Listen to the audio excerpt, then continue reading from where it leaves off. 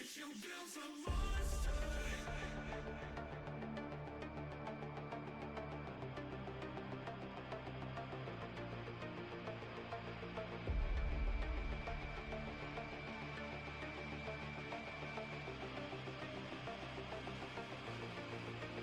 You built a monster.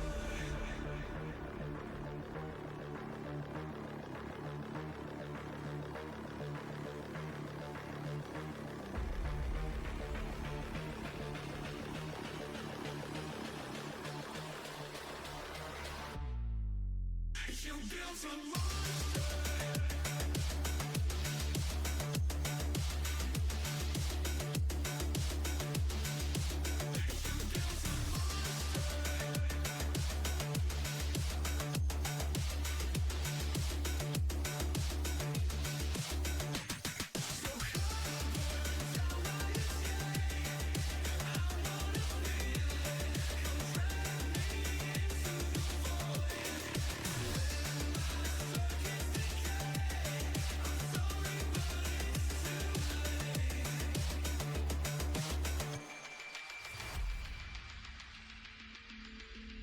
No breath, no heartbeat, just static remains.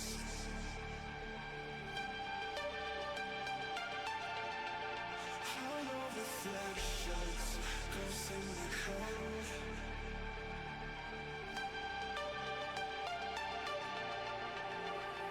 So come burn down my escape. I wanna feel it, come drag me into the void. Let my circuits decay. I'm sorry, but it's too late. You never.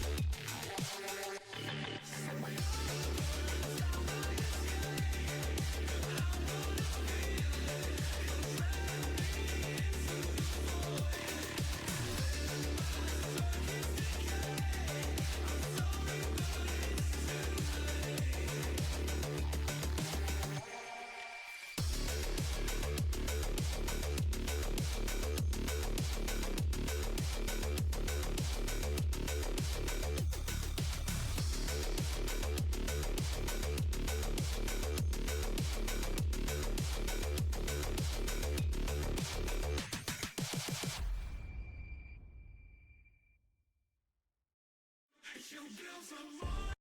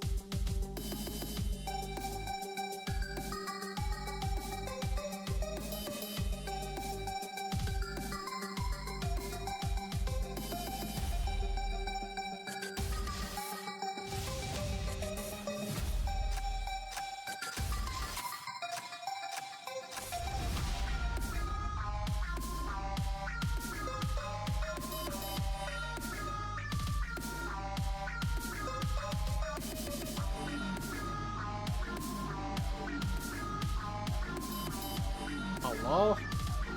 Mic check, mic check.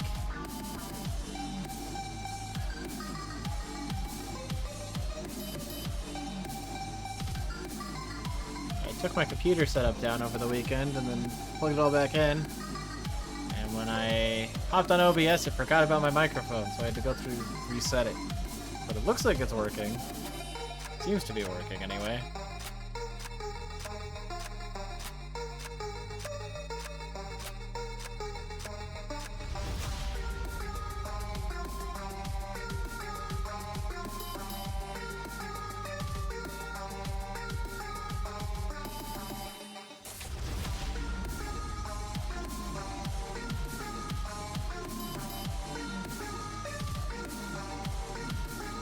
That is an absolutely adorable dinosaur. I love him. Look at him go. Just doing a little dance. That's so cute. That's a bit of a secret, but I am having custom emotes made with Alchemancer characters. I don't know if I can actually have them on Twitch or not without stepping up to affiliate, which I'm eligible to step up to affiliate because of having consistent turnouts for Tuesday Tales. But if I do that, then it forces ads like every hour on the people watching.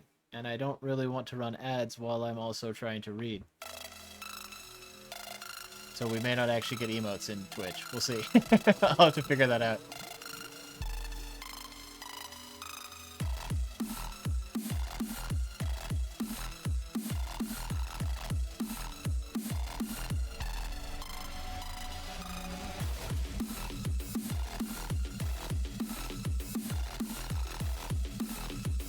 I originally got them because another friend was like, hey, you should make a Discord server and put all your writing stuff in it and have it as your little like fan Discord server. And I was like, I could have custom emotes for that. That'd be fun. And then I set up a whole thing, and then I haven't invited anyone to it yet, so it's all still private. But if I ever change my mind, I have it. Part of the problem is that I was just like, I have no idea what I'm gonna post there. I could put the readings in there maybe, but hey, sliding in just in time. And since the slideshow's about to end, we'll go ahead, we'll let the song wrap, and then I'll do a recap. And then we'll hop into it. Don't want to make you guys wait, you know?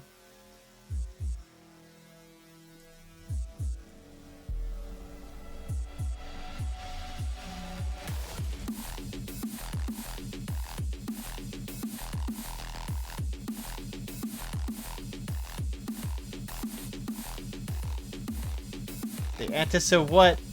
The antiso what? Patient!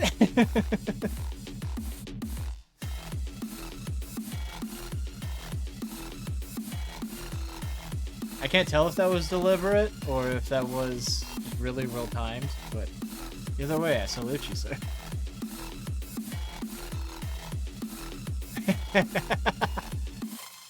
The anticipation.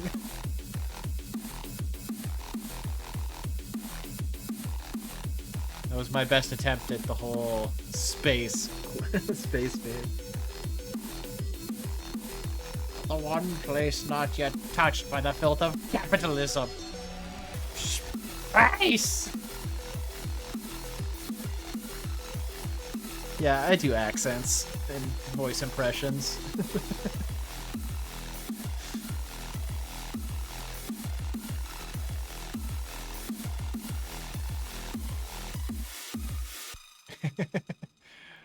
The nice thing is, I don't think we have any more Irish to Middle Eastern flip-flopping this this next section of the story.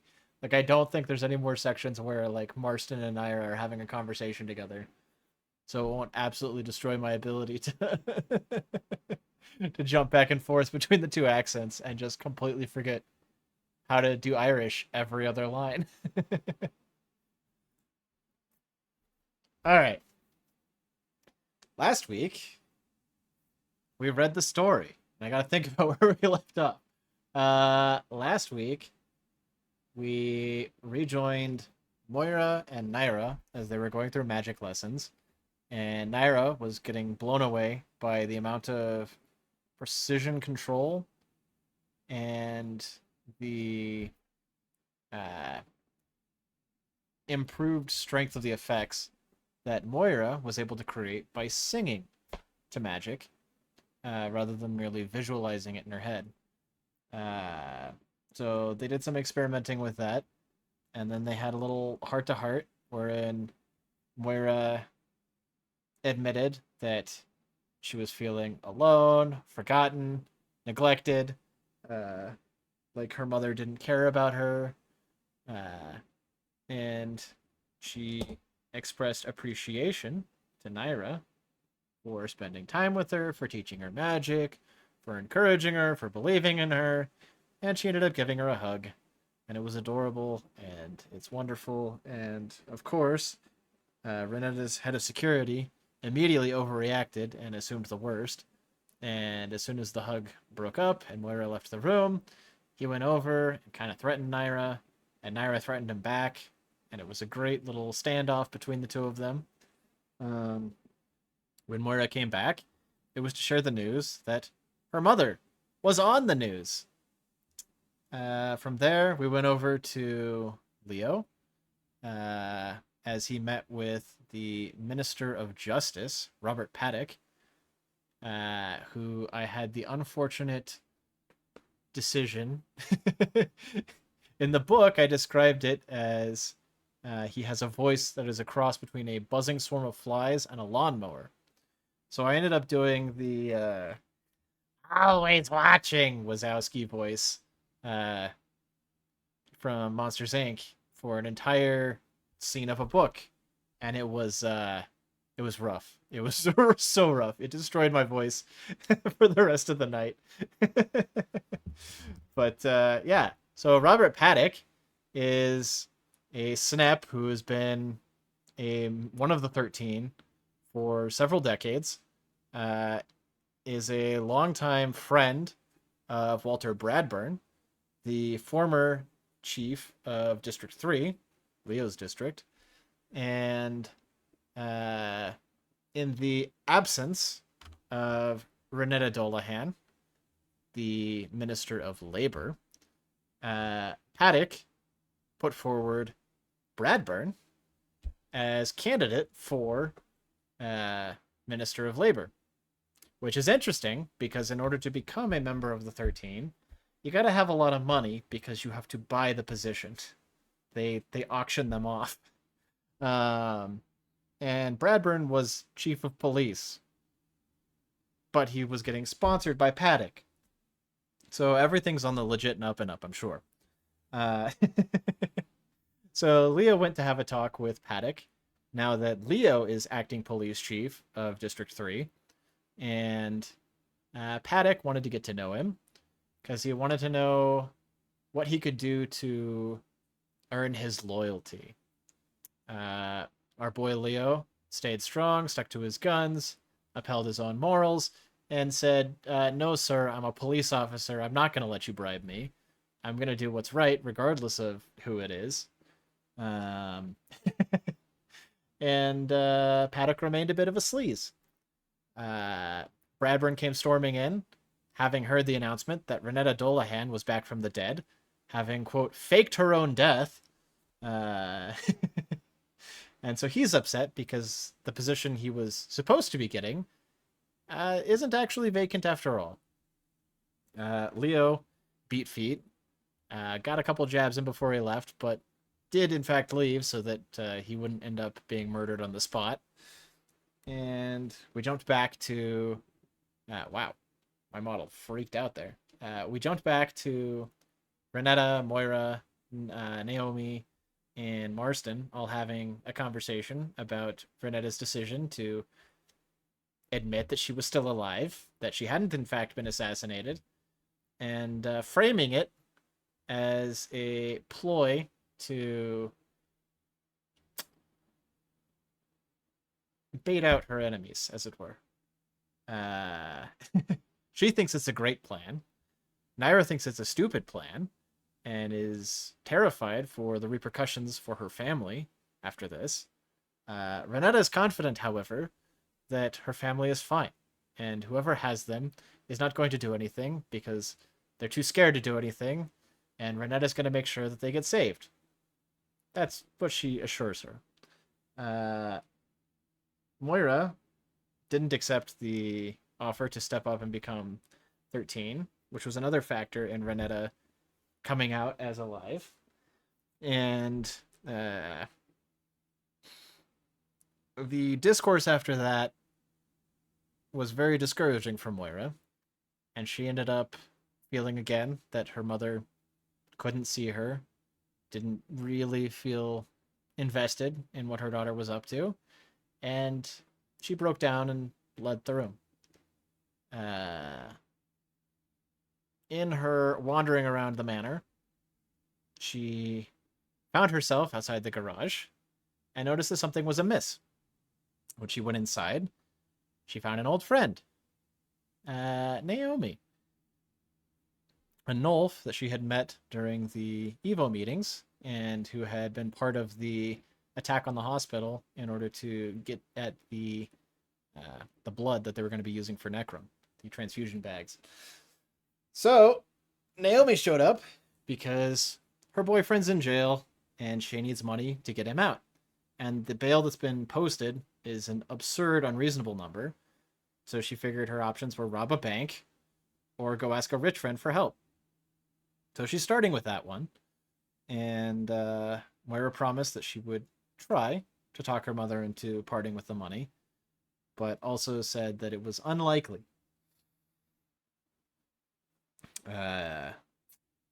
Naomi assured her that if she didn't get the money, that they could always fake a kidnapping or something and try to force her mother to give the money.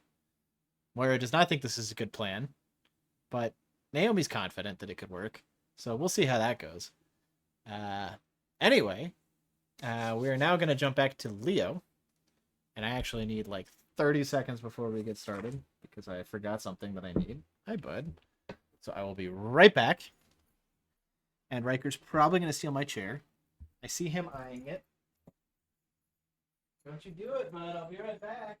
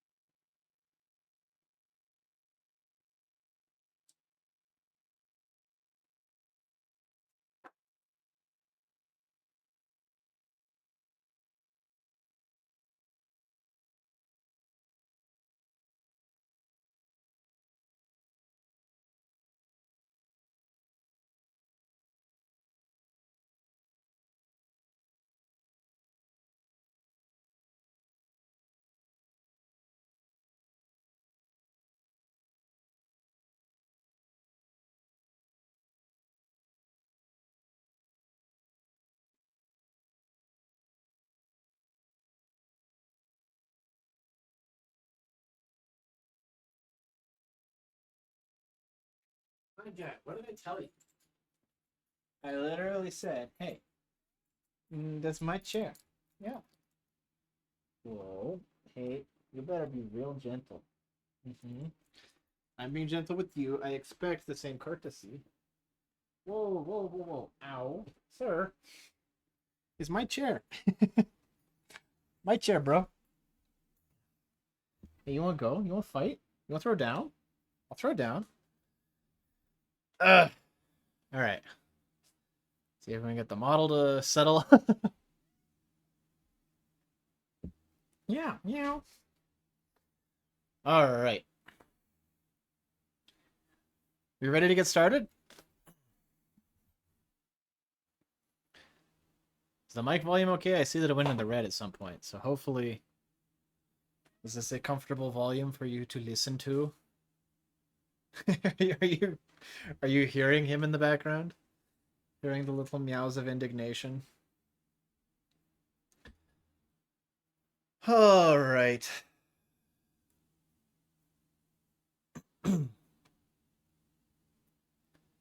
Chapter 27. No exoneration after incarceration. We've asked him the same questions 4 days in a row, Chief, but his answers haven't changed. His colorful commentary has, but not his core answers.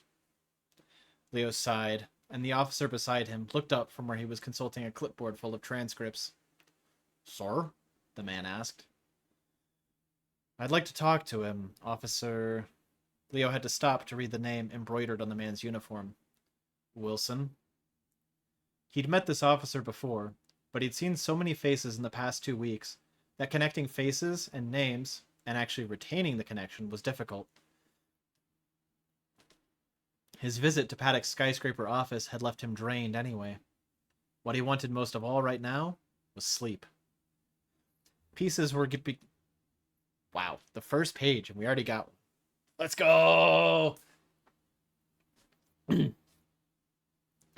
Pieces were beginning to fall together to form a puzzle Leo didn't want to see. The more he put the pieces together, the uglier the picture became. The smart thing to do would be to stop, but Leo seemed to be a glutton for punishment, and if he stopped now, his conscience would never let him hear the end of it. Officer Wilson raked his clipboard with a thumb claw. He does like to talk, sir, but I think we've already got most everything useful out of him that we're gonna get. Officer Wilson, I learned my interrogation methods from Walter Bradburn. If anyone knows how to make someone talk... Leo trailed off and was happy to see the recognition in the officer's eyes. So he doubled down. It's going to be a loud but boring conversation. I would suggest that you take a coffee break, Wilson. The officer before him gulped, glancing through the one-way mirror at the muzzled Nolf sitting handcuffed to a table. With a series of quick nods, he handed the clipboard over to Leo. Good luck, sir, he said, before leaving the room with such haste Leo thought he was going to trip. Quickly, Leo leafed through the transcripts. What is your name? Rolf. Last name? Nunya. Why were you at the hospital? Seemed like a fun place to be. Why did you attack security? They swung first. What did you steal? Nothing. Where are your friends now? Don't have any. The interviews were more extensive than that, but the answers were always clipped and irreverent. They were also singularly focused on the hospital and the events there. Leo had a slightly different angle to pursue, one that he didn't want witnesses around for. Tucking the clipboard under an arm, he took a swig from his thermos. The coffee inside was tepid, but all his spare firearm batteries were at home or the office. At this time of night, he needed the caffeine more than the warmth anyway. The door to the interrogation room didn't have a lock. Once restrained, occupants weren't expected to go anywhere, not with the legs of the table being embedded in the concrete floor. The kit looked up as Leo entered the room, and he grinned beneath the muzzle. I haven't seen you since the hospital, he said, with minor difficulty. His lips could move, but the muzzle kept his teeth clamped together. Likewise, Leo said, setting his clipboard and thermos on the table. Your friends hit me with an ambulance, so I had to stay a few extra days. Rolf laughed. The metal chains on the handcuffs rattled together as he stretched his wrists. He couldn't lift them more than a few inches off the table. The laughter died as he realized Leo was serious. Probably didn't help that I'd roughed you up beforehand. No, Leo noted dryly. It didn't. Why the muzzle? His grin widened. Obviously, I'm a biter.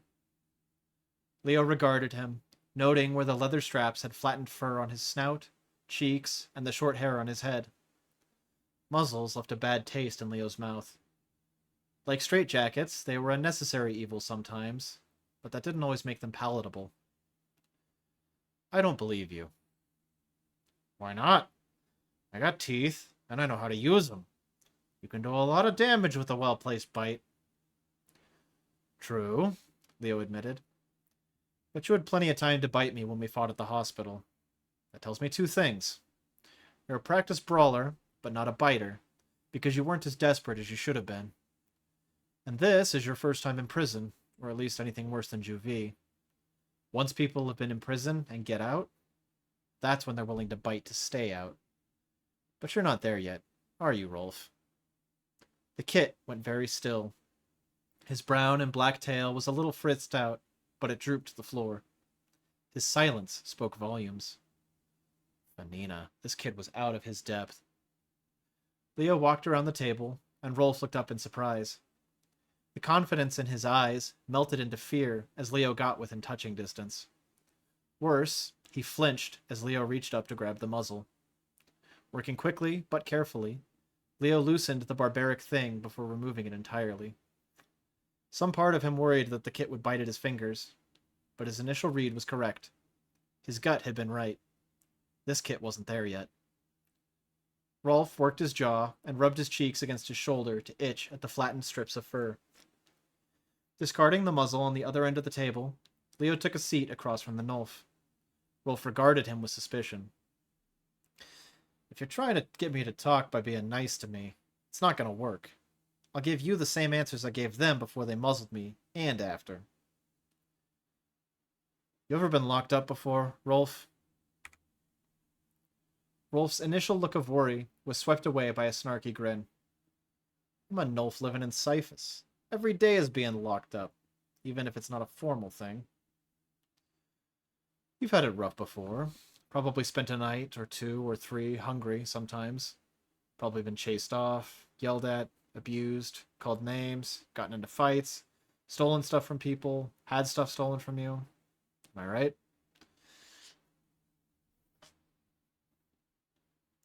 The kit considered, then nodded in smug satisfaction. Yeah, but I usually get the last word. I ain't no Mueller. Leo snorted at the bravado. No, of course you're not. You're tough and brave. Takes a brave person to go into a hospital and flood the ventilation systems with toxic gas. Rolf's ears lowered an inch, his smile dwindling. They already told me that a couple people died. That was never part of the plan. Whose plan? Your plan? Rolf's lips twitched, but he gave no reply. Who paid your friend to kill me? That caught Rolf so off guard, the kit looked like he'd been slapped while expecting a kiss. What? Your friend that I chased into the basement, to Zale. He has personal reasons to want me dead, but that's not what he cited. He and I fought, and during that time he said, I got paid already, you need to be dead. So who paid him? Rolf shook his head. We're not supposed to be killing people, unless it's a dirty 13. They're the ones that deserve it. Snobs are scum, to be sure. No offense or anything. You've been halfway decent. His gaze traveled to the discarded muzzle.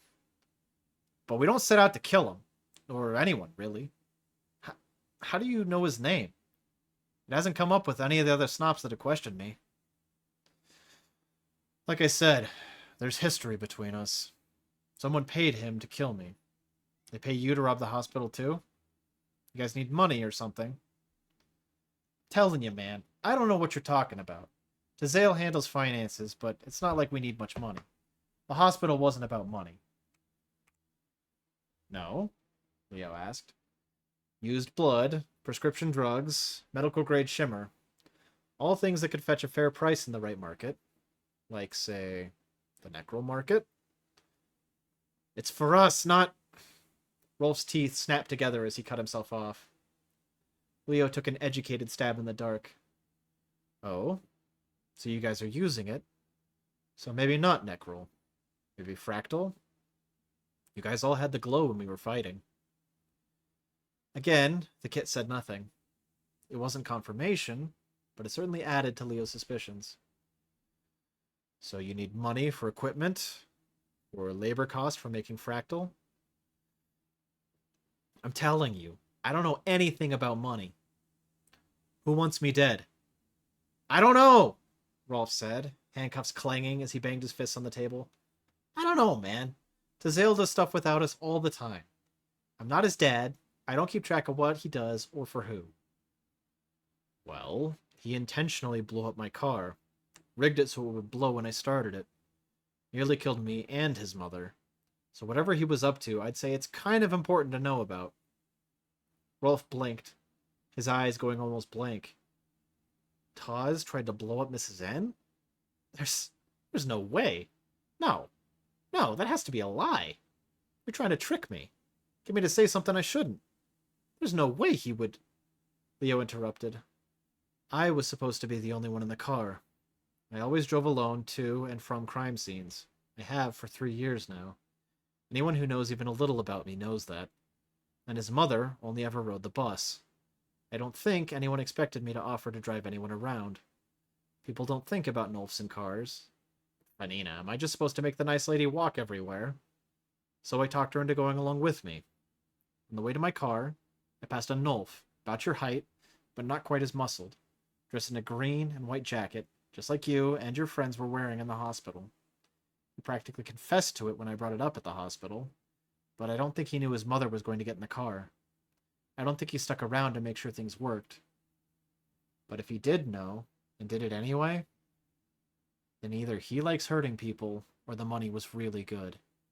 And based on what happened with the casualties in the hospital, I'm definitely starting to lean towards the idea that your friend likes hurting people, and doesn't really sweat the little details like which people he hurts. The kid at the table looked shaken. All bravado had drained. He just shook his head again and again, eyes white like he'd seen an anima spawn crawl out of the corner. Not Taz. No, not Taz. You're lying to me. Not Taz. It was a firearm explosion, and your friend had a lot more of those back at the hospital. Why are you telling me any of this, man? Because I want to find the truth. Because I'm pretty sure your friend is going to hurt more people. Because for people like that, it gets easier each time. And how long do you think it's going to be before the people that get hurt are his friends? How long until more of your friends end up in here? Worse, how long before they end up in the morgue? He almost got his own mother killed. What makes you think he actually cares about any of you? You're going to a lot of trouble to protect him, but you think he'd really do the same in your shoes?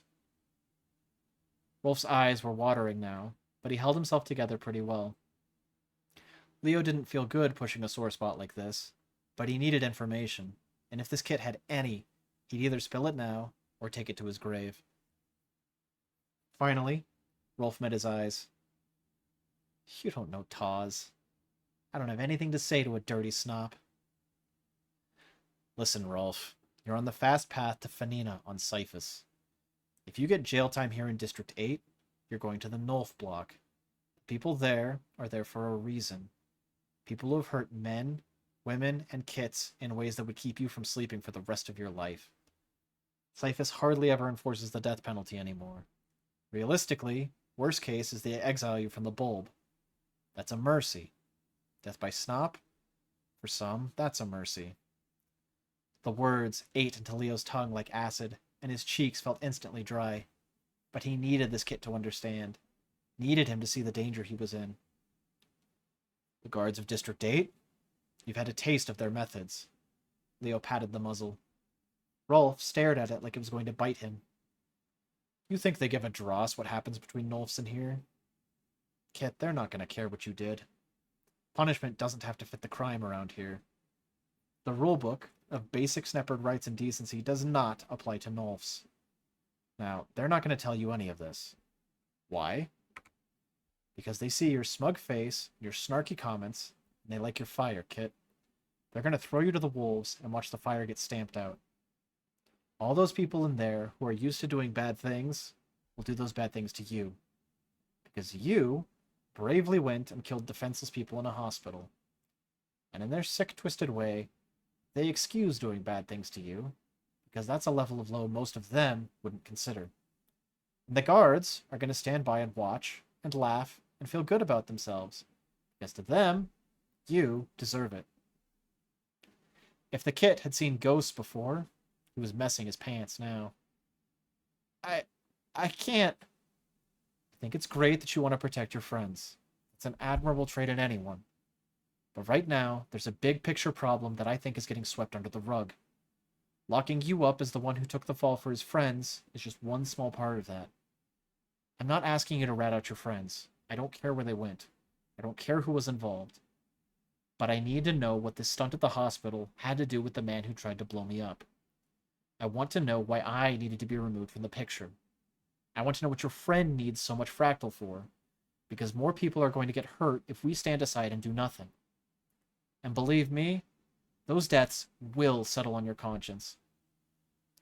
Knowing that your actions or inactions led innocent people to die because you were too brave and tough to expose your friend. He's not who you think he is, Rolf. So the question is, who are you going to be? If you talk to me, I'll talk to the judge and might be able to work out some sort of a deal on your behalf. But my hands are tied unless you talk to me. Rolf's eyes were red at the edges now. He bit his lip hard once, twice. Then he slammed his fists on the table. The muzzle jingled. Leo's thermos wobbled. Rolf's shoulders sagged. I don't know anything. Todd doesn't talk about his plans, not details. He doesn't trust anyone with specifics until the day of. His thumbs pinched inward as he tugged against the handcuffs, but they held fast. Look, man, we're just a group of people who are sick of getting pushed around and hated for no reason. Alchemy gets a bad rap because people think the outside world is toxic. And alchemy is dangerous, but it's natural. So we make safe fractal. Not that addictive dross on the streets. To try to show people that they've got it all wrong. Then we put on demonstrations and rallies and distribute it. We don't kill people. Thinking back to the way this Kit fought, Leo believed him. Rolf had tried to incapacitate him, not kill him. His friend Tazael, on the other hand, Tazael had pulled the trigger. Intent to kill had certainly been there. Too many pieces were coming together. What did a graffiti gang symbol, several shot and killed security guards, and a car sabotaged with alchemy to explode all have in common? A Kit with a grudge towards Sneppards, especially law enforcement. There still had to be someone above him, someone pulling the strings and directing Tazael. But who? For what it's worth, Rolf, I believe you. I don't think you have it in you to kill someone. Rolf flinched, and Leo added, It's not a bad thing. Taking a life shouldn't be a trivial decision. Hold on to that hesitancy. It might save you from a lot of grief someday. The Nulf drew his lips inward, letting out a long breath. Then he spoke in a quiet voice. Those people who died at the hospital, that was an accident. I mean, we were in there breathing the stuff ourselves, and filters only do so much against necrom gas. So Taz would have been careful with his mixtures. There's no way he would intentionally endanger us. Leo didn't respond. He just sat there, watching the Kit and letting him think things through. Eventually, his patience was rewarded as Rolf hung his head. He has been a little more on edge the last month. At our most recent rally, he claimed credit for what happened at that big battery factory.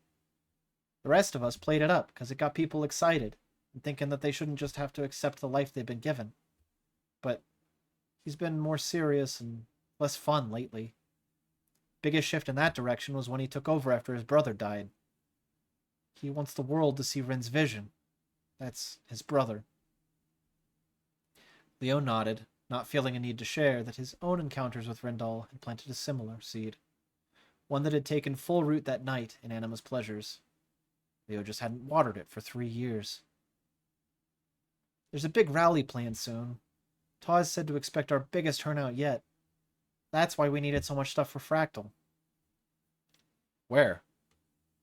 Rolf shrugged, still unrecovered from his slump. I don't know. Taz told us he was still picking a place. Was Tazael really the one picking a place? Or was it up to the person, or people, who wanted Leo dead? This whole case was a mess. Half a dozen dead 13. An alchemy teacher, a drug-making street punk, his old boss's collection of notes on convict alchemancers, the convenient rearranging and consolidating of power amongst the 13, multiple attempts on Leo's life despite him feeling like Cyphus's most useless detective,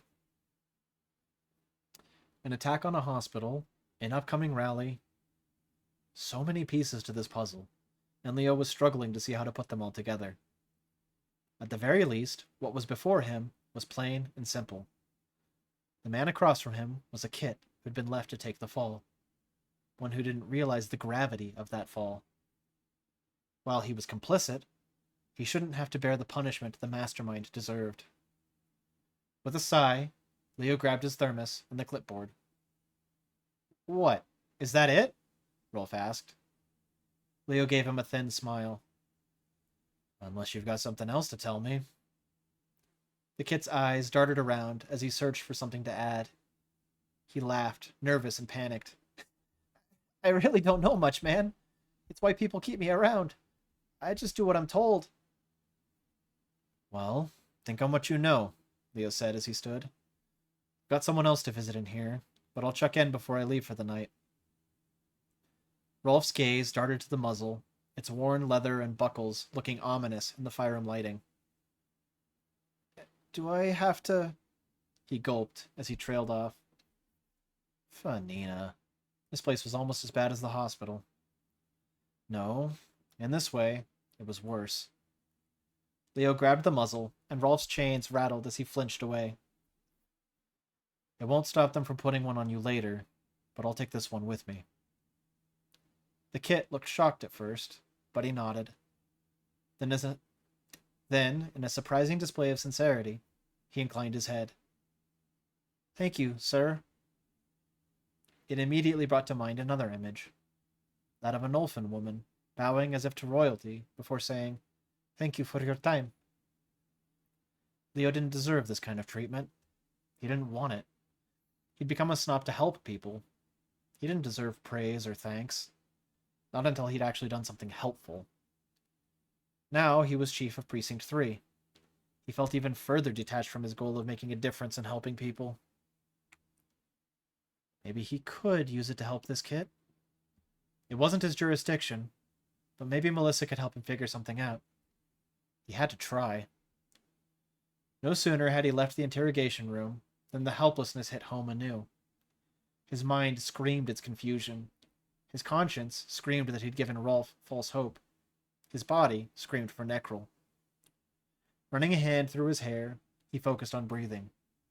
In, out. In, out. Small, manageable steps. One thing at a time. He could do this. He had to do this. Who else would? Everyone else was content to ignore, to sweep under the rug, and to turn tragedy into personal gain. Leo wasn't made that way. So he put one foot in front of the other, leaving the front end of the prison, and heading for the Nolfin block, walking towards the stench of Bradburn's dirty laundry.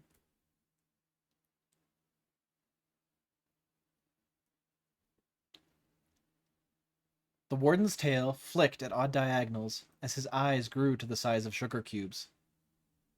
Tigra, sir. He's one of the biggest, nastiest personalities on the block. From Genthis, sir, with a chest that could hold two of you standing side by side. He's over 20 years into a life sentence for theft, assault and battery, and 2 successful escapes from this prison. Whenever he ends up mad, people's bones get broken, and wheelchairs become necessities. He's in solitary every other week. Nearly all of us have been swiped at whilst trying to bring the monster food, so most of us just chuck it through the bars and run. Nobody ever comes to see Tigra. You're positive you're not mistaken about the name? Leo sighed. Sounded like he was in for quite the interview. Yes, Warden, I'm positive. The Warden's mug of coffee shook in his hand, and he forced a shrug. Your funeral, Chief. His overstuffed keyring rattled as the Warden scooped it out of a desk drawer and left his office. Leo followed close on his heels. Seeing the block through the windows, it was late enough at night that the common areas were empty. A lone Nolfin janitor, sporting his own bright jumpsuit, wiped down tables and benches.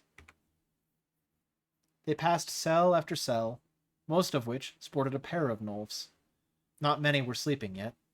Most were still up talking, or playing cards.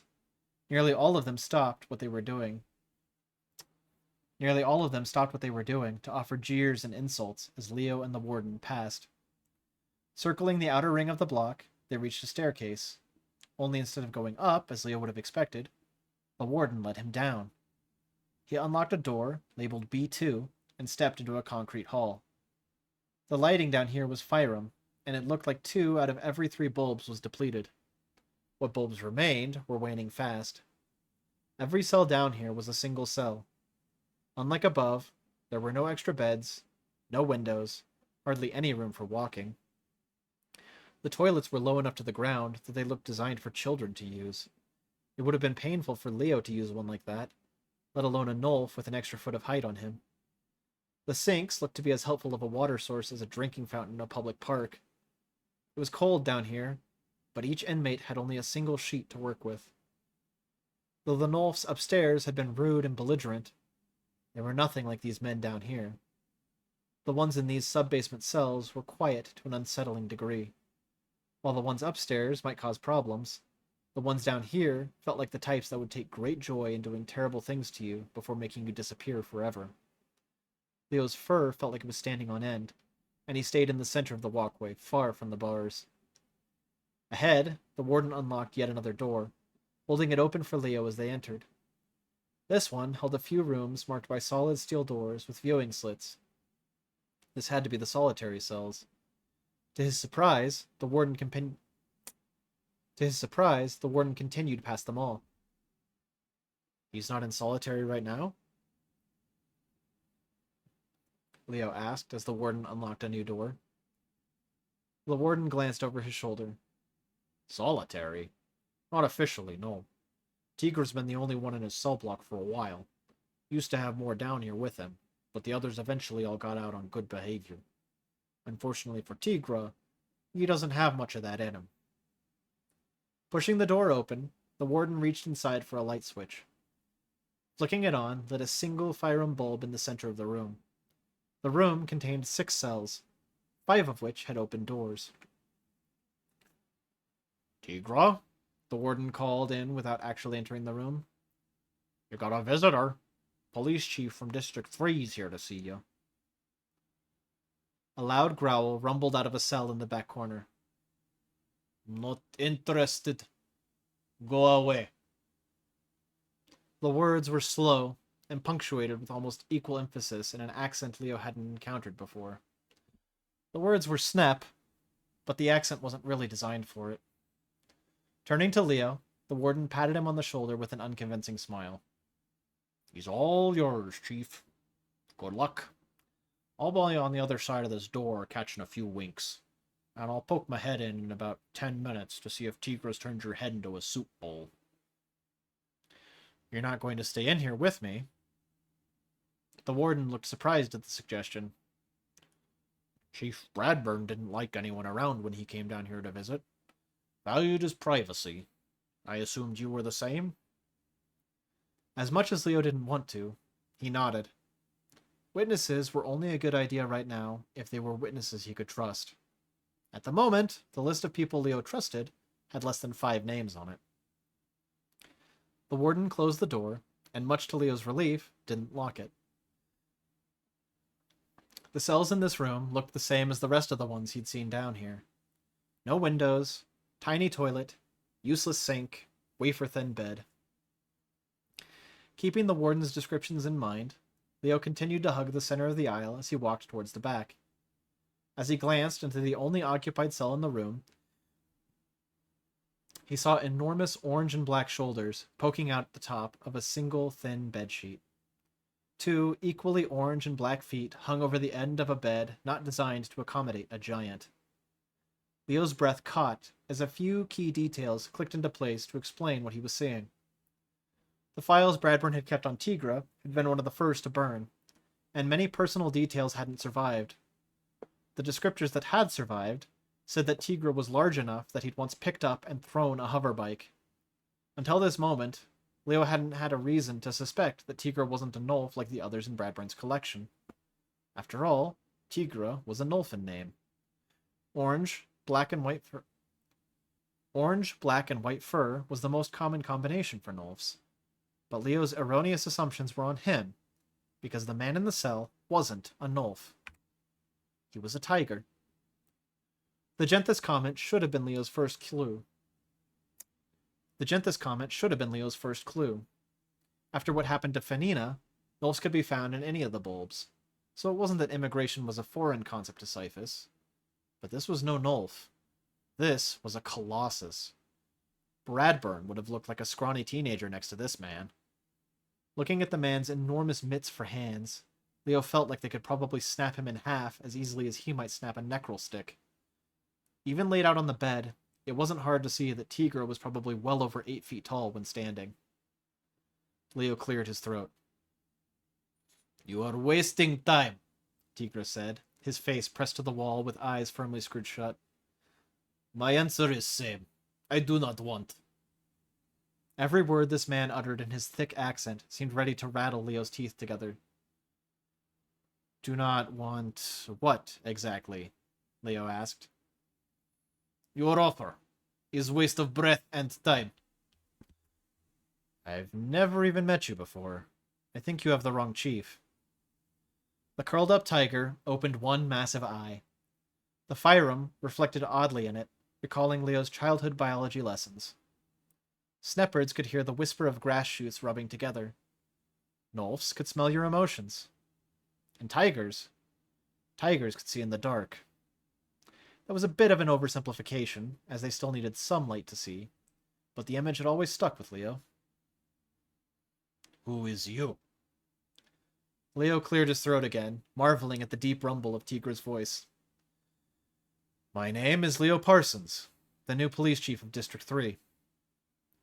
The eye narrowed in suspicion at him, and Leo couldn't make out much detail about its hue in the orange glow of the Fyrum overhead. "Where Bradburn?" "Retired now, actually." Tigra's bed creaked like it was a frightened animal being crushed under his weight. Leaning back, he peered towards the bars, but made no move to get up from his bed. A sharp ridge sat just behind his nose, a bump in his otherwise smooth snout. He sniffed heavily. "Smells like rotting fish.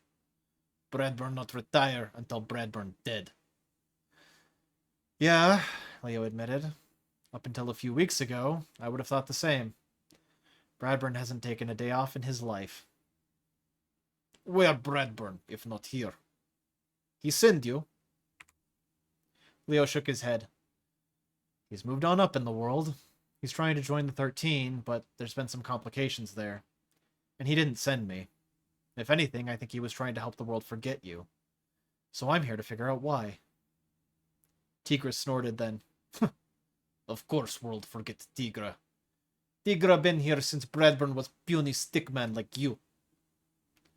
A time when Bradburn was ever like Leo? There was just no way. Bradburn had probably benched his mother's organs in the womb and popped out able to lift her overhead before he could even walk. Leo couldn't imagine a time that man had ever been small. And yet, to the massive tiger here, everyone must seem small. "Bradburn would visit you often?" In early days, Bradburn come. Bradburn bring deals from minister. Say he bring us future. Huh. His future smells of rotting fish. There were others with you once. Leo consulted his pocket notepad, squinting in the terrible lighting to read the names he'd written down. Dravota, Arana, Forohana, Varahina, Salatra.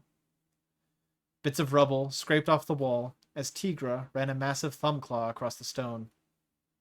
It left a jagged line that looked to be one of many thousands. Yes, they were here. And who were they? Friends, Tigra said, in a voice so low his act of scraping the wall almost covered the word. All of you? Tigra nodded, rubbing something between fingers the size of cigars. Yes, we were friends. So where are they now? Tigra sighed, his bed protesting even with that little movement. All gone. I know not where. Bradburn come. Bradburn take them to minister. They never come back. First was Forohana, then Arana, then Drevota, then Salatra, then Varahina. Bradburn make offer to Tigra at same time, but I spit in face. All times.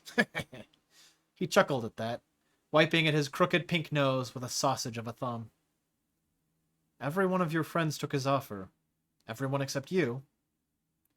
Tigra nodded, exposing his white, tufted chest as he rolled onto his back and propped his head up in his hands. I want no part of rotting fish deal. He hadn't meant to do it, but subconsciously Leo had been drifting closer to the bars. He was still out of his own arm's reach, but he wasn't sure what kind of reach this striped monster had, so he quietly took a step back.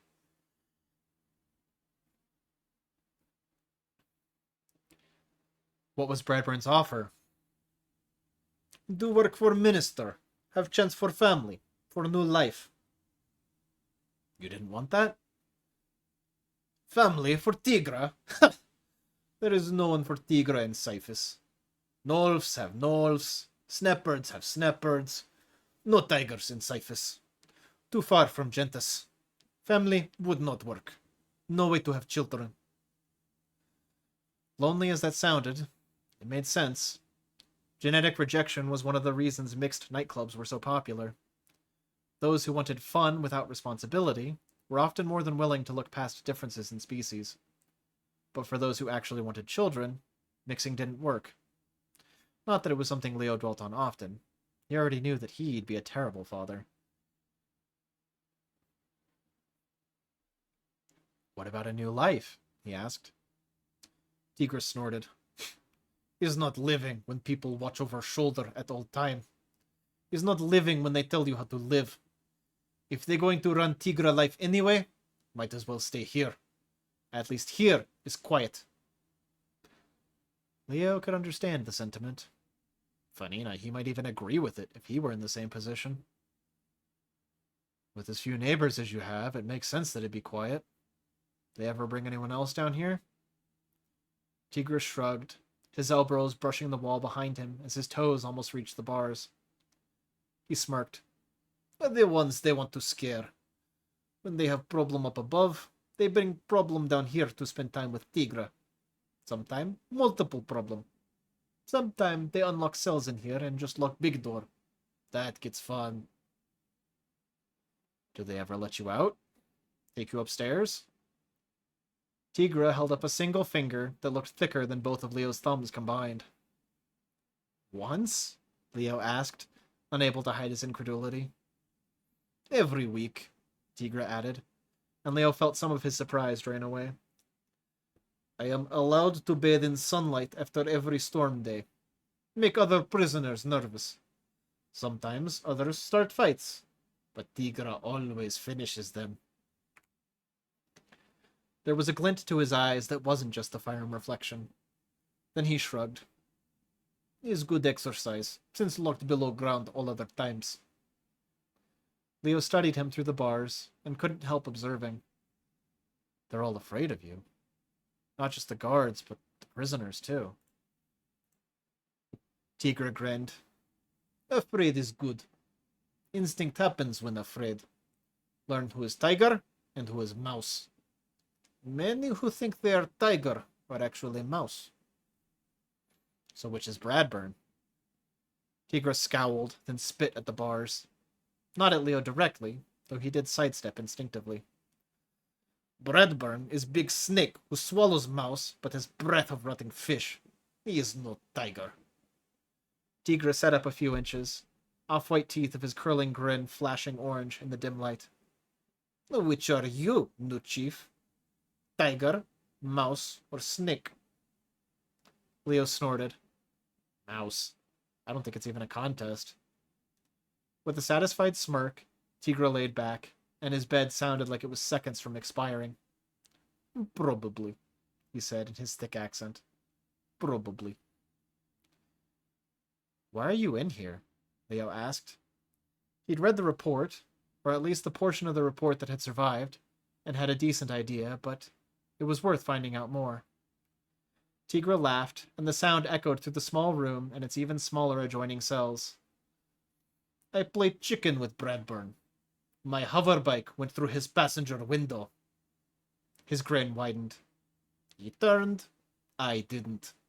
Was to prove point, but not point Bradburn appreciate.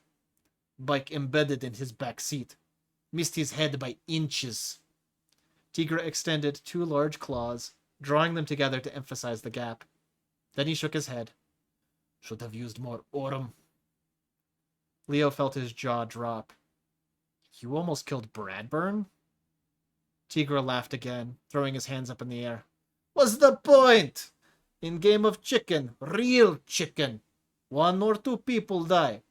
Ideally, neither people chicken, and then simply matter of who is tougher and survive. But the world is full of chickens. People do not commit. Is shame. Still, to picture Bradburn swerving from anything? Bradburn didn't turn for anybody. He was the wrecking ball, the bulldozer who plowed through and had his way. But he wasn't stupid either. He can and did cut his losses when he'd been beat. Leo had only seen it happen on a few rare occasions, and Bradburn never lost the same way twice.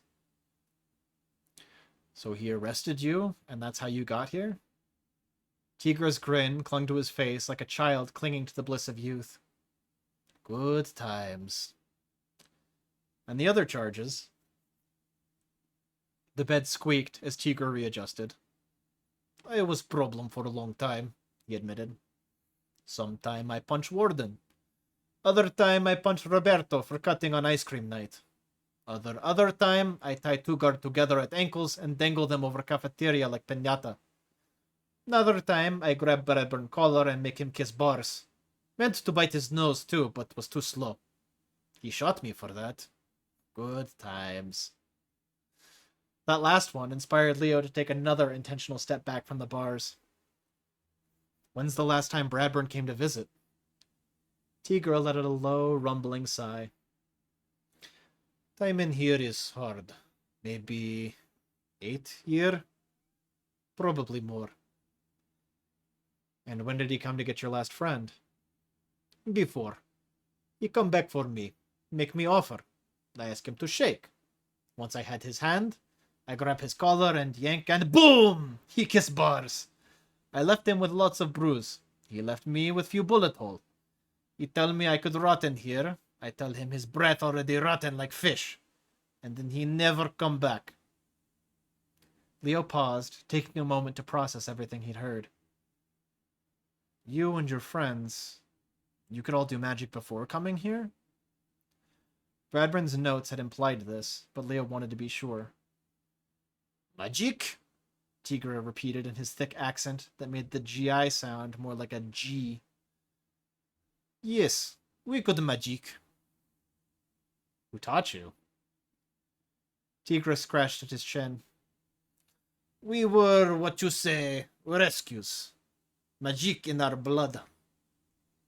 You were born with it. Tigra met his gaze with a mischievous grin. As were you. To be born is to have magic. It is free to all who would hold it, but, he admitted, we did have someone who taught us.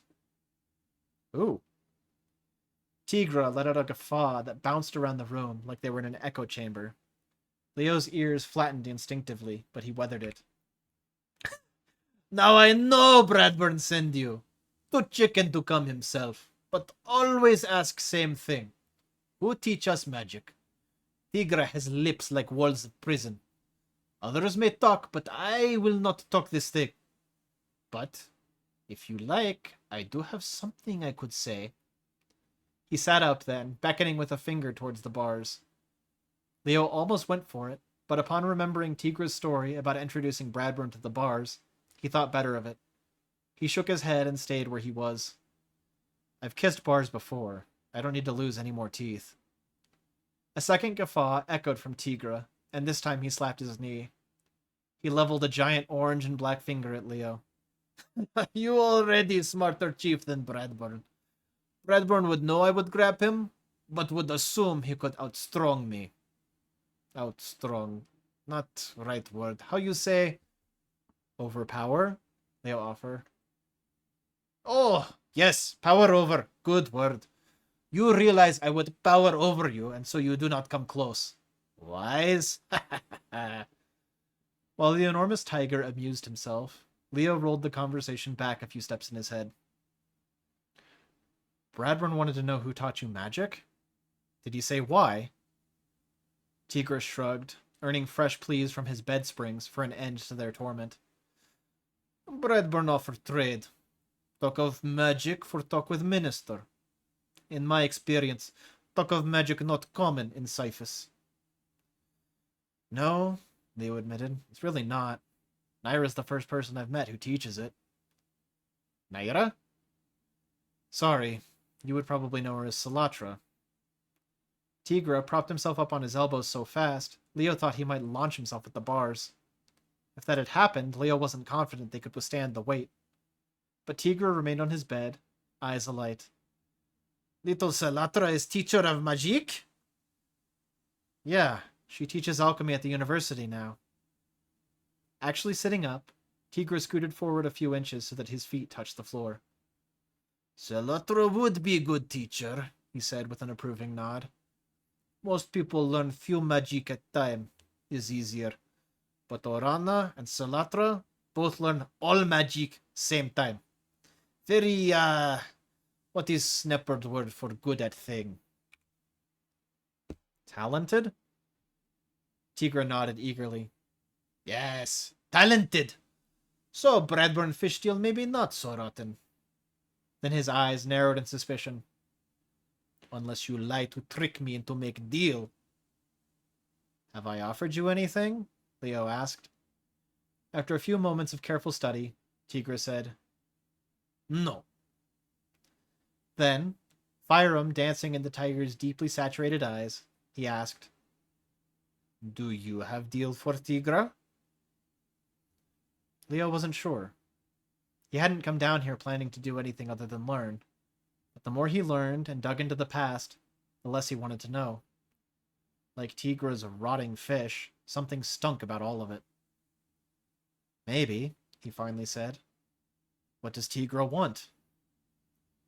Tigra's hands brushed through matted fur at his knees. Leo had the sudden realization that the man was probably only allowed to shower once a week.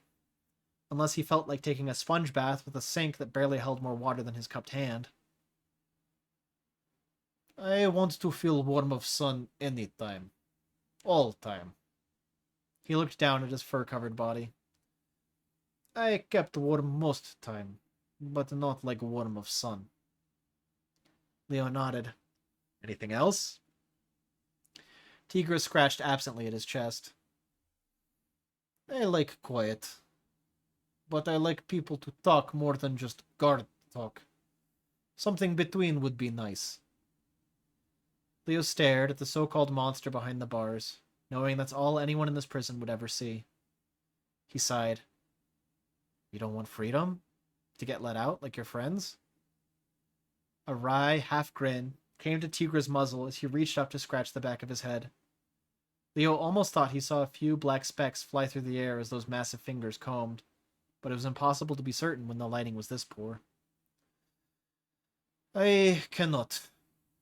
If I get out, They come back in.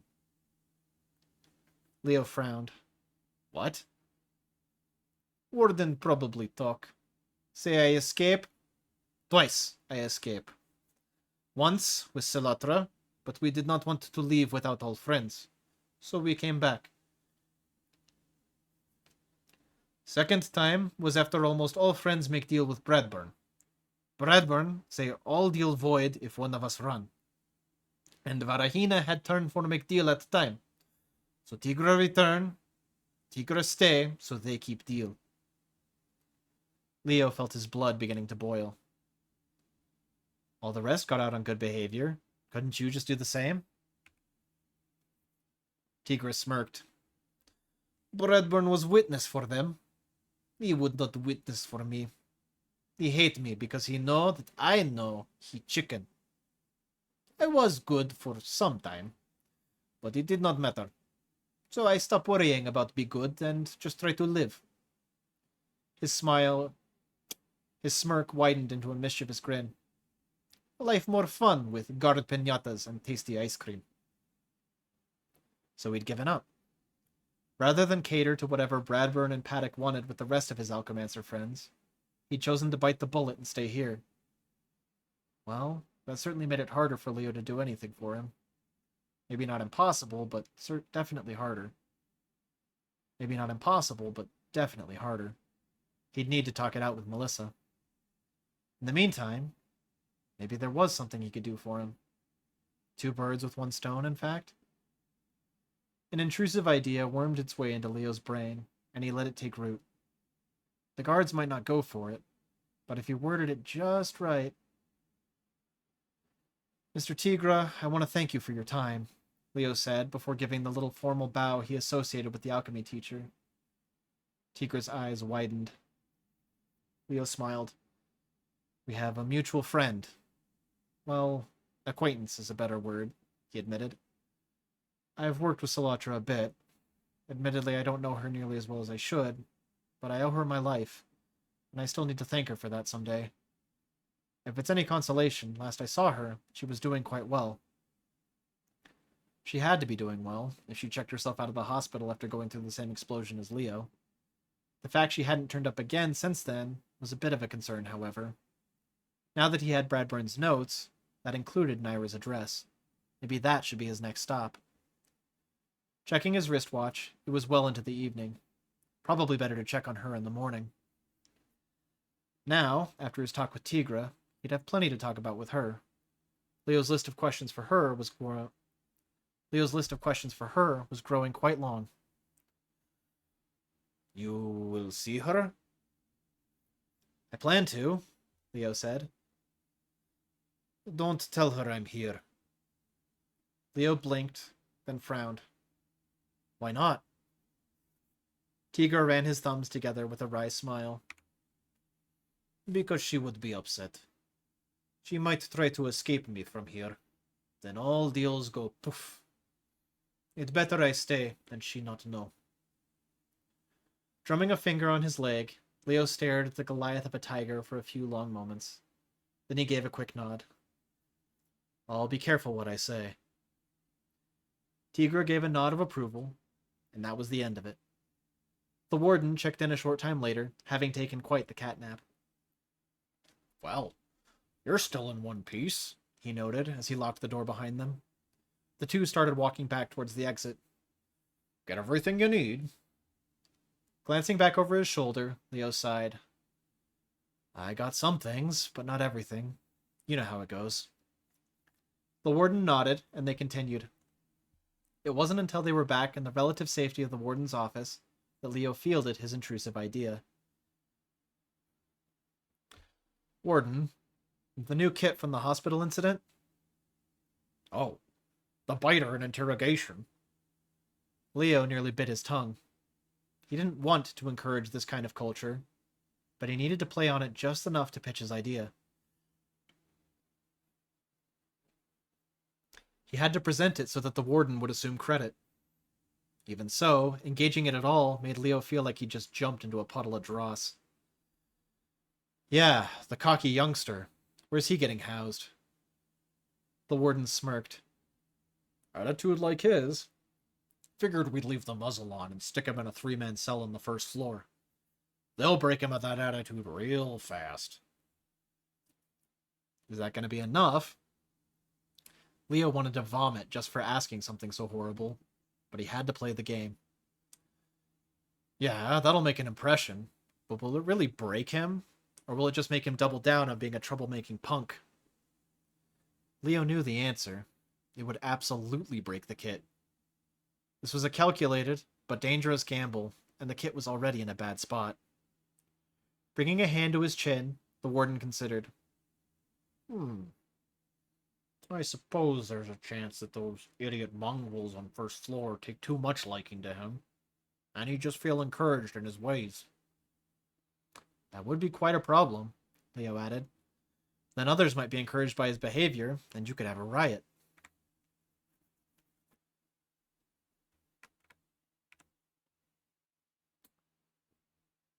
There's a couple spare cells in B2. He wouldn't be within arm's reach of the murderous lot we keep down in the dark, but he'd be within earshot. I know they can whisper some pretty unpleasant things. A couple days in there might do the trick. That would definitely break the kid even worse, especially after Leo's warning to him. He planted the seed of doubt, laid a bit of groundwork, and steadied his aim. Now it was time to take his shot. You know, Tigra was saying he hadn't been let out to play in a little while. From what I've observed, if there's anyone around here that can break someone of a cocky attitude, might be him. Leo watched with disgust as the wheels turned in the warden's eyes. Saw the bit of sick glee as the ramifications of Leo's suggestion took hold. Chief Parsons, I like the way you think. That makes one of us, Leo thought.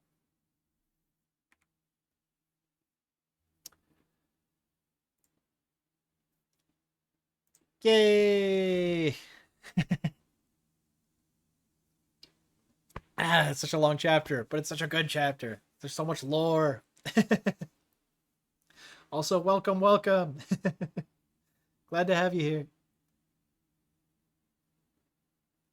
Love the emotes, by the way. Those are delightful. And you guys got to meet Tigra. I love Tigra. He's so great.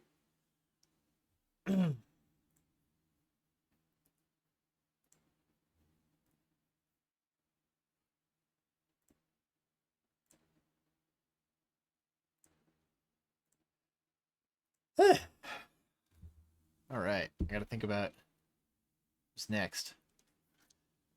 We're going from Leo to Naira. Tigra and Bunny. What is this?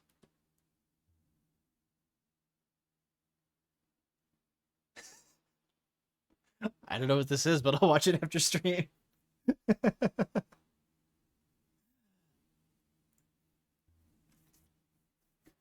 All right. We ready to keep going?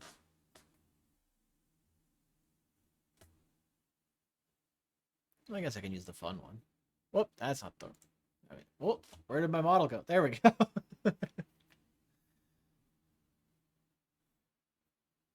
All right. Chapter 28. Girl's Day Out. For the first time since being thrown in the cell downstairs, Naira found herself alone. Yes, there were still plenty of guards walking the Dolahan estate. More now that Renetta had revealed herself to the world again. Even Marston, who usually took it upon himself to physically hound Naira, was preoccupied with increasing security and preparing for some kind of attack. It seemed that he was finally open to the idea that Naira might not be the source of that attack. Sorry, I tried to readjust my chair and it didn't work very well. Small comfort in light of reality. Cyphus knew that Renetta Dolahan was alive. That meant Paddock knew that Naira had failed. The more thought Naira gave to Renetta's theory, the more it made sense. Her history with the Minister of Justice was brief. She'd only met him once when he'd signed off on her parole. He'd been an unpleasant man who drank wine and nibbled caviar in front of her in an attempt to impress her with his wealth and power. He was a man who liked others to grovel. Naira had only been born when Silatra bent the knee. Like many of the 13, he owned a tower towards the center of the bowl. It was the sort of multi-storied monstrosity that hurt her neck to take in. As the chief had taken her through it, there had been so many doors. Who knew what secrets lay within? As the chief had taken her through it, there had been so many doors. Who knew what secrets lay within? And of course, with Chief Bradburn personally carrying out the duties of her parole officer, it seemed likely Paddock had learned about her through him. She couldn't fault him, exactly. Bradburn had helped get her started on her new life, even made parts of her record disappear so she could actually become a teacher. But people talked, and dross piles like Paddock probably listened.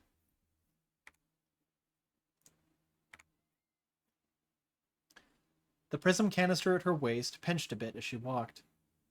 Pulling it out, she turned it in her fingers and examined it. Just a couple weeks ago, she'd stolen it, fully intending to use it to break out and escape. Instead, she'd accepted a job offer from Madame Anima in a pantsuit to continue her role as a killer. Renetta called it security, but a knife didn't stop being a knife just because you sliced fruit with it instead of throats. Still, Naira now had a solid suspect and an opportunity. It wasn't like her to sit around. Looking around only confirmed that few of the guards on duty gave her anything more than a cursory glance. No one watching the prison door. It was time to let Silatra back out of the cage. Naira hurried to the kitchen, nodding to the chef who was prepping lunch. The chef was a friendly man, one of the nicer sneppards on the estate, and had often watched with some curiosity as Naira and Moira had gone through their lessons. He greeted her now, and she returned it, snipping the conversation off as fast as she could. Her bag hung from a coat rack in the corner where Moira had left it. Shouldering it, Naira retrieved rack after rack from the freezer, gathering up all the aurum, aquam, tarum, and curum they'd made. Much of it was high grade, and the crystals were beautifully translucent. She even retrieved a few Fyrum and Electrum crystals she'd snuck in with the batches when no one had been looking. There was no Necrum, which was fine. Naira hated the stuff, and she wasn't about to teach Moira how to make it. Blood was a dangerous reagent anyways.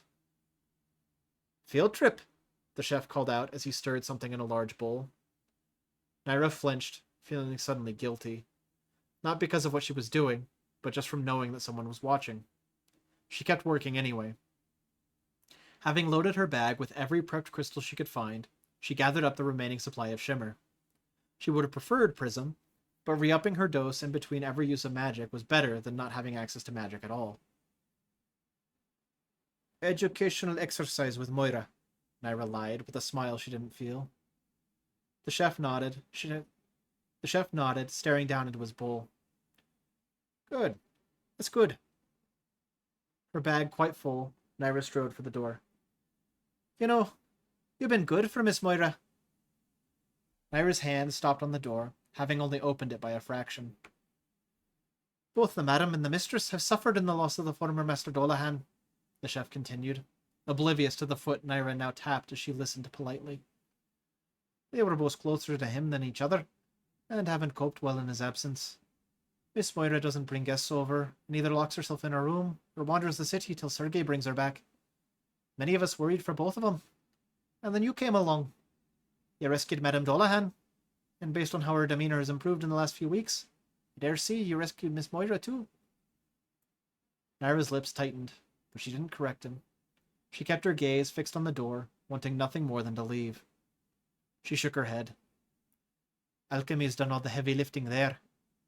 That and Moira's own eagerness to learn. I'm just a teacher." The chef smiled. "Seems to me, hero might be the better word." Naira laughed without meaning to, but the chef seemed unbothered. No, Naira wasn't a hero. Heroes didn't kill people for selfish reasons. Pushing the door, she walked out. Again, the guards paid her no mind as she made her way towards the garage, even with her suspiciously full bag. When she'd first made up her mind to do this, she'd given no thought to the effect it would have on Moira. But now, the accusing thoughts were hard to silence. "Anima take that, chef," she thought. Every fiber of Naira was restless. She'd been cooped up in this cage for weeks. At least going out and investigating alone would feel like she had a sliver of control remaining in her own life. Despite her very pressing personal mission, she was developing a fondness for the eager young girl who reveled in the magic of alchemy. Besides, even if Naira found her family, she might still need Madame 13's help to rescue them. So this was only a temporary excursion. She'd come back. After she'd had a chance to stretch her wings.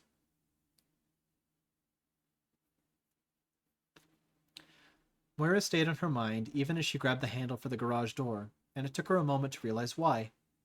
She'd have been smelling her the entire way here. Naira's stomach sank. She really didn't want to run into the girl yet. That would throw a huge wrench in her plans. Resolving herself, she stepped inside and closed the door behind her. A new scent came to her, mingling with Moira's. It was at once familiar and nostalgic. Then she heard the struggle. "You can't do this! This is degrading, and I have basic rights that you're ignoring and willfully violating. Put me down!" Tightening the bag strap over her shoulder, Naira reached in to grab a deep blue crystal. Moving quickly, she walked towards the source of the noise. "We already agreed this was the plan B. B for bag." "No, this is plan S. S for stupid, sucky plan that sucks so much. Now let me go or I will start using claws." "You had your chance, Pips. She said no. We're gonna change her mind." That voice. Naira hadn't heard it in years, but the scent suddenly clicked. Increasing her pace, she passed parked car after parked car. She stopped as the struggle came into view. Naomi was tall now, almost as tall as Naira. Her hair no longer hung in gentle curls, but instead was spiked into a ridiculous pink-tipped mohawk. Her shirt was unnecessarily low-cut, looking unlike anything Farana would have ever let her wear. With one arm, she held a rather flustered Moira almost a full foot off the ground, her feet kicking uselessly through the air. With the other, Naomi was holding open a large backpack, which she was attempting to feed Moira into, feet first. "What's going on?" Naira asked. The demanding mother voice she wanted to use was on hiatus at the shock of finding one of her boy's childhood friends. "Mrs. N?" Naomi asked in surprise. "Naira, help! This psycho floozy wants to kidnap me!" Moira continued to struggle, and Naomi's grasp loosened until she slipped free. Moira's feet hit the ground. Scooping up the bag with both hands, she flung it as far from Naomi as she could. It sailed over the hood of a nearby limo and disappeared from view. Without wasting a second, the young snepperd ran over to take shelter at Naira's side. So overwhelmed at finally seeing a friendly face, Naira ignored Moira as she stepped forward to embrace Naomi. "What?" Moira called out, the indignation in her voice sounding reminiscent of her mother's. "Don't hug her! I just told you she tried to kidnap me!" Naira held the embrace for a few moments longer. Pushing back, she moved her grip to Naomi's shoulders before looking the young adult woman up and down. "What are you doing here?" "I could ask you the same, Mrs. N."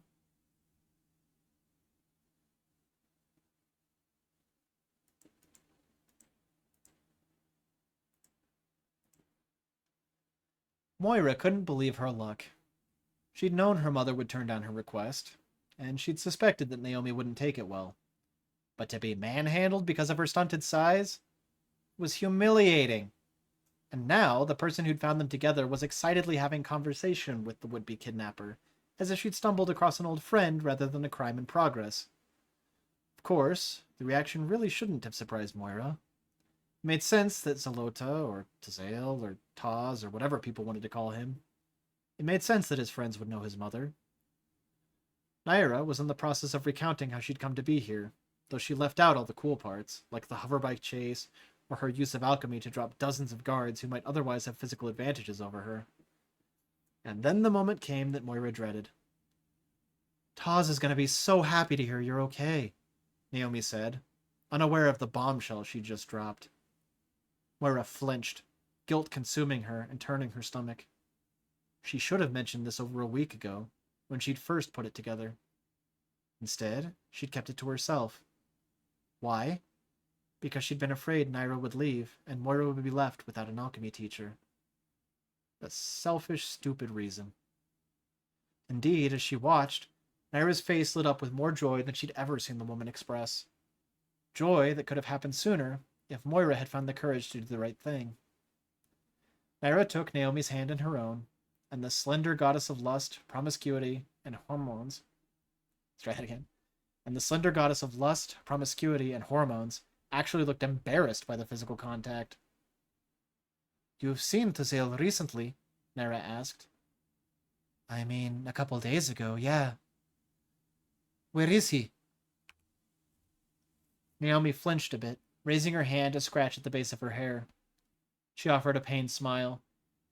"You know I can't tell you, Mrs. N. The hideout is sacred." "The hideout?" Naira repeated.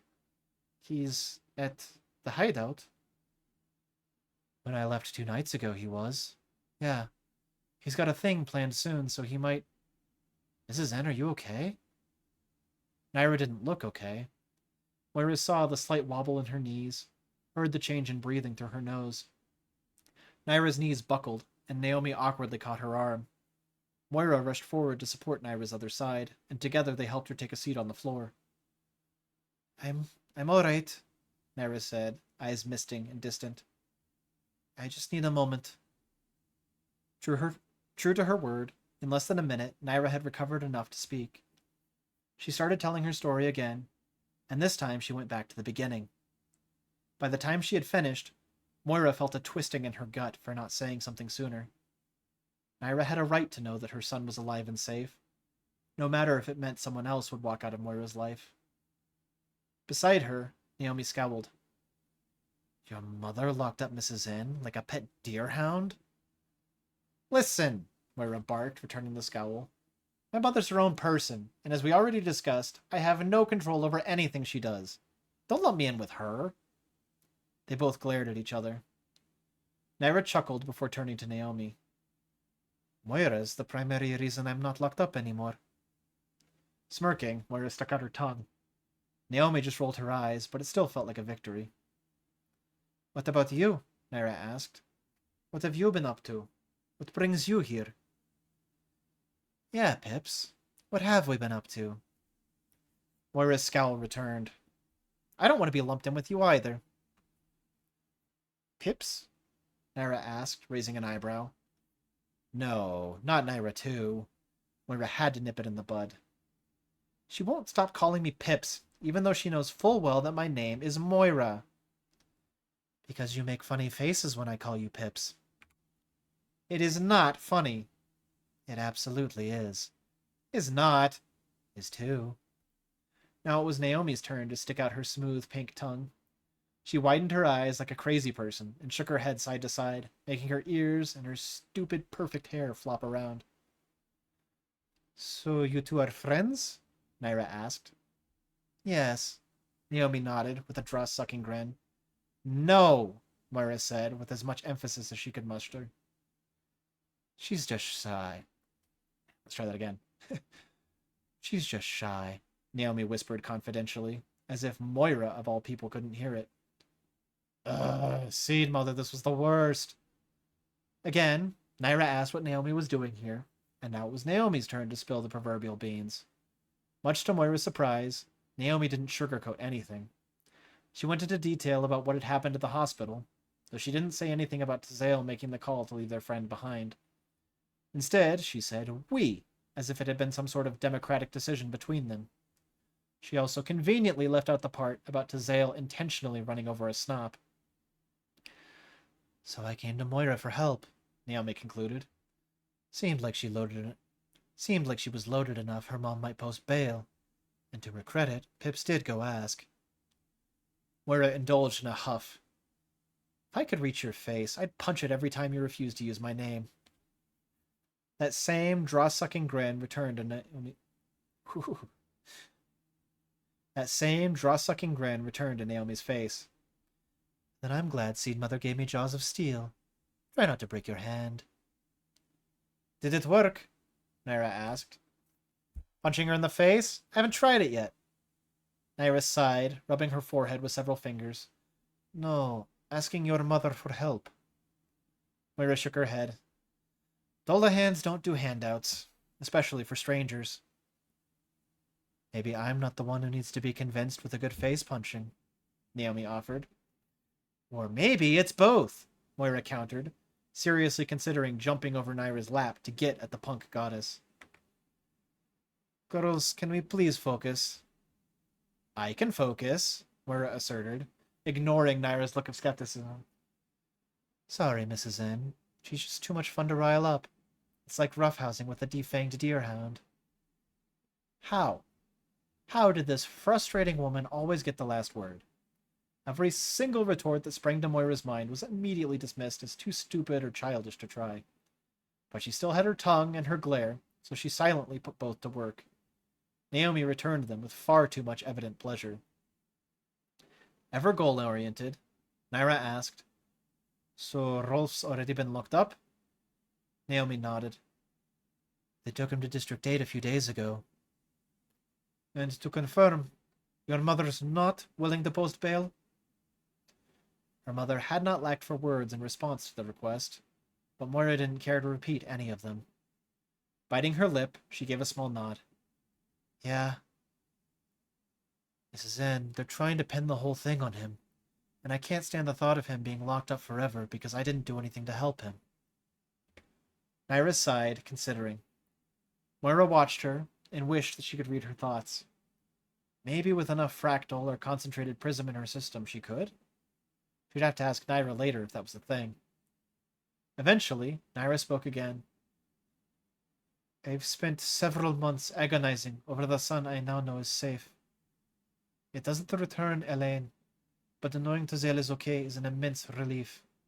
For that, I owe you more than I know how to repay, Naomi. Oh, Fanina. Moira really should have said something sooner. Instead, she'd put it off because she was afraid. And now Naomi just bumbled in and said things without realizing their significance. It was hard not to be jealous of the warmth and favor Moira saw blooming in Naira's eyes. Naira let out a long breath. I really shouldn't be offering this. Maybe it's just because I've been locked away recently too, but I have escaped District 8 before. What? Moira knew she'd been locked up for her days of stealing and racing hoverbikes, but a prison break? How much cooler could Naira get? Before she realized, she was blurting, You've broken out of prison before? Just once, Naira said, as if it wasn't a big deal and anybody could do it. You're saying you can do it again? Naomi asked, and Moira felt a pang of pity at the hope in her eyes. It was accompanied by lots of annoyance at the woman's general behavior and Moira's own insecurities, but Moira did still feel a bit sorry for her. I'm saying, Naira said, with a long, careful breath, I'm willing to try. Why the brack did we only bring 2 hover bikes? Moira called up at the woman leaning over her. It was hard to make out Naira's expression while staring at the underside of her chin, but her response was cheerful, even if it was almost lost to the wind. Because for now, we only have 2 drivers. Need I remind you, you insisted on coming. Safest place for me is with you, Moira said. It was both the convenient and logical answer. Her ear itched, and she reached to scratch it, only for her fingers to bump against plastic. Naira had insisted that they wear helmets, and Moira's only consolation was that Naomi had been just as put out as she was. Ultimately, Naira had had the last word, and they'd both listened. Safest place for you is at home, Naira said. But they were already underway, and Moira was confident she wouldn't turn around now. Can't we go faster? Don't need to yet. Wouldn't be helpful to get pulled over for speeding on stolen bikes. Been there, done that. Night behind bars and big fine for first offense. Week and an even bigger fine for the second. Last I checked, my tally was over 10, so I'd rather not deal with that inconvenience. Moira sighed and conceded the point. It was her first time on a hoverbike after all, so she really couldn't complain. It tilted more than she expected, and she gripped the frame between her knees so hard on a few turns that she probably rubbed some fur free. Excuse me. Still, the wind rushed over her body in a uniquely gratifying way, and she quickly came to enjoy the turns. After a few blocks, Naira spoke up. Want to learn? Did fish swim? Birds fly? Deerhounds eat meat? Of course she wanted to learn. And she cursed her instinct for making her blurt, "Really?" As if she wasn't absolutely sure of what she wanted.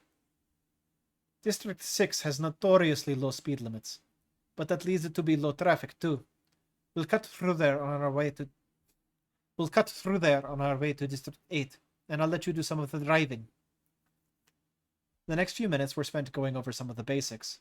How to read the gauges, how to speed up and how to brake, the importance of easing the throttle while accelerating, and the equal importance of easing it back to counter your momentum and decelerate.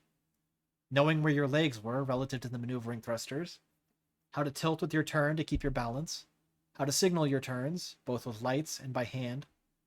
Most of the instructions were pretty mundane, but that didn't dampen Moira's excitement. Eventually, they reached the promised district, and Naira ankled down a side street. Only after bringing the hoverbike to a complete stop did she hand over control. Gripping the handlebars closer to the center made her squeeze Moira's body a little tighter, but that actually helped. Moira was a bit less worried about falling off the side of the hoverbike as she screwed up a turn. Carefully, she reached out and gripped the throttle. To her annoyance, she had to lean farther forward to reach it. As a result, when she tried to straighten up, she twisted the throttle, and the thrusters burst to life. Naira's hand came to rest over hers, voice surprisingly calm as they hurtled towards a fence. Remember, ease into it, and relax. Your first instinct is going to be to seize up because you're panicking. Don't do that. Just relax. Gently, she twisted Moira's wrist the other direction, slowing the hoverbike. And I know it's obvious, but point the bike where you want it to go. Moira tugged on the handlebars, steering too far towards the other direction.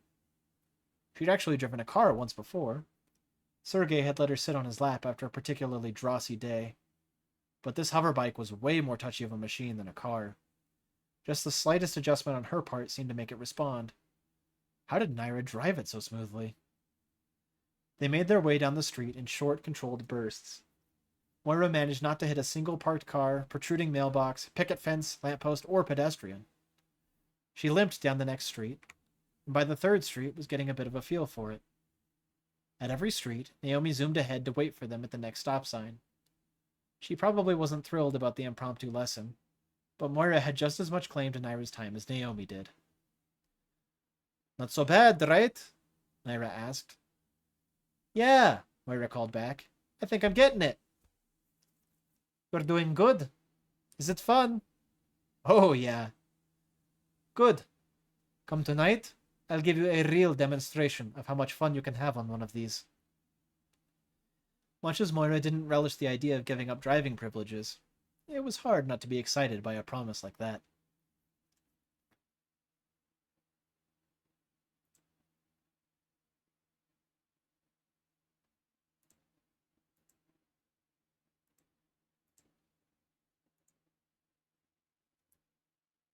Naira was pleasantly surprised at how quickly Moira learned. Like most things the girl applied herself to, she did well. It wasn't clear that she had a natural talent for driving the way Naira did, but she was at least capable. There were a couple more close calls, and once where they nearly dumped the bike, but on the whole, the driving lesson went well. It was afternoon by the time they reached District 8. Traffic started to pick up, and Naira took over the driving again. She was pleased to note that Moira didn't feel so tense beneath her anymore. Naira had taught her boys a lot of skills, but driving had never been one of them. With the paltry earnings she brought in from teaching, and Elaine brought in from his performances, all their money had to go to the house and food. Plus, the smooth road to a driver's license for Sneppards was a non-magnetic road for Nulfs, one fraught with tolls and hidden fees waiting to jump you like snops at speed traps. So it felt good to teach someone to drive. As a bonus, it offered a distraction from the jumble of emotional mess that was her head right now. Her son, the only son she had left, was not only alive, but had never been captured. Naomi hadn't had an explanation for why he'd stopped visiting other than his group activities had been taking priority, but he was safe. Thank Seed Mother, he was safe. It still left dozens of questions. What about Elaine? Where was he? Who had him? Was he safe? Was he still alive? And why couldn't Naira shake the feeling that she'd already crossed paths with her son? The answer was obvious. Before, when she'd assumed him captured, she'd been able to ignore the evidence. But now, knowing he'd never been taken, she'd caught his scent at the Dullahan factory. Though she'd written it off then, as stray traces left on his captor, it seemed far more likely now that he'd been there. She remembered peering through the skylight, catching a glimpse of a lone Nulf shooting at Dullahan's security, of dead bodies at the base of a stairwell. She remembered catching his scent before Detective Parsons' car exploded, of writing it off because it was impossible for him to be there. She'd convinced herself that she'd imagined his scent simply because she missed him so much. Now it seemed far more likely that the simplest answer was the truth. The ramifications of that were headache-inducing. Her son? A killer? Using guns? Was she any better? Hadn't she killed to protect her family? How much of that had been excusable? Had they really twisted her arm? Or had Salatra just been waiting for the chance to strike back? Each question served as a fresh pounding in her skull as she drove through traffic. Moira was saying something, or rather trying to say something over the wind. Naira shook her head as if to shake the thoughts away. What did you say? Wasn't that your turn? A glance over her shoulder showed that the girl was right. It was. Sorry. We'll improvise and make it work. Seed Mother. How long had she been lost in self-reflection? She shuddered to think what would have happened to her and her passenger if driving wasn't second nature. Besides, she had a jailbreak to plan. Her thoughts and questions needed to wait. There'd be no room for distraction tonight.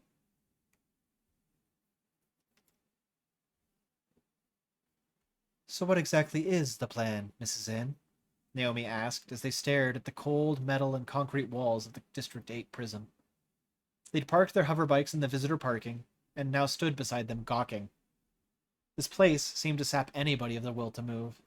It loomed like a mountain before ants. It was a fair question. While Naira wasn't sure how much she liked her answer, she did at least have one.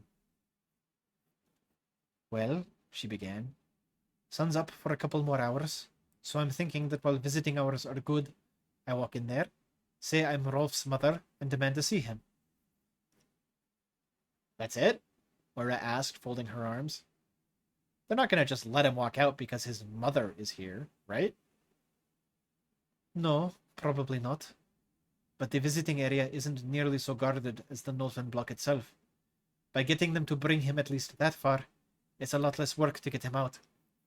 Just in case, I brought our full stores tonight. The people here are about the worst types I know, so I'm not afraid to get my hands a little dirty. Naomi nodded approvingly, but Moira didn't seem convinced. So we walk in there, ask to see him, and beat up a bunch of guards on the way out? Won't that just make his sentence worse if we fail? Or if he gets caught again? Not to mention if we get locked up ourselves? Naira smirked, but she hoped not unkindly. I don't intend to fail. Worst case scenario, I get caught, and your mother posts my bail because she doesn't want to lose her precious bodyguard, assassin, whatever I am to her. But I'd rather try and fail than just accept that this is our life. But I'd rather try and fail than just accept that this is our lot in life. Don't worry, Pips. Mrs. N and I will go in there and get Rolf. You can wait out here. Just make sure the hoverbikes don't get towed while we're gone. My name, Moira began, puffing herself up to a height that was only mid-chest on Naira and Naomi, is not Pips. My name is... Moira? Naira interrupted. Naomi's right. Your mother would be devastated if anything happened to you. You should stay with the bikes. What? No. Moira, listen. No, you listen, Moira snapped. Naira blinked at the interruption. Moira's nostrils were flared in a way that bunched her whiskers, and her eyes were alight in the waning sunlight. I am sick of being left out and overlooked because people don't think I can carry my weight, she continued.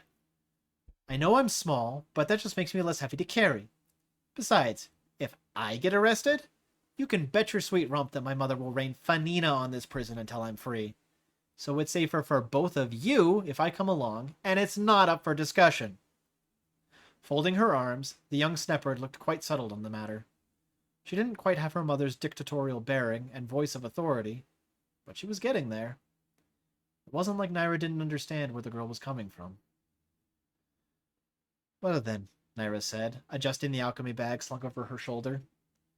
Let's divvy up what I brought, and then we'll see about causing a little mayhem.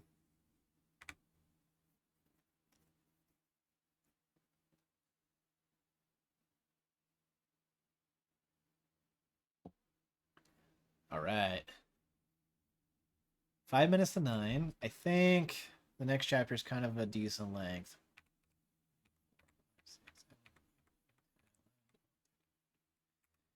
Yeah, I should probably save that for next time.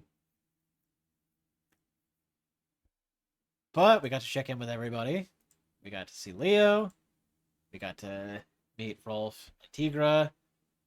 We got to see Naomi and Moira and Naira all getting to go on a little excursion. Because, you know, having introduced the prison, now we got a jailbreak from the prison. Obviously.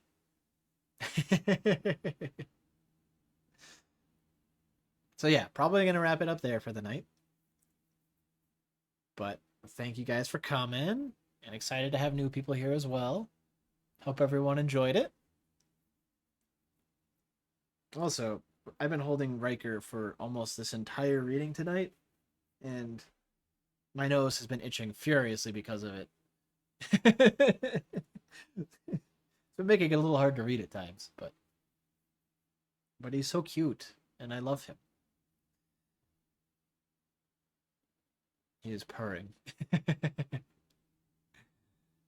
All right. But yeah, thank you everyone for coming. And I'll see you guys again, same time next Tuesday. We'll pick up with Leo, actually, as he continues his side of the investigation. And then eventually we'll get back to, you know, the attempted jailbreak. Because what could possibly go wrong? Nothing, right? Nothing whatsoever.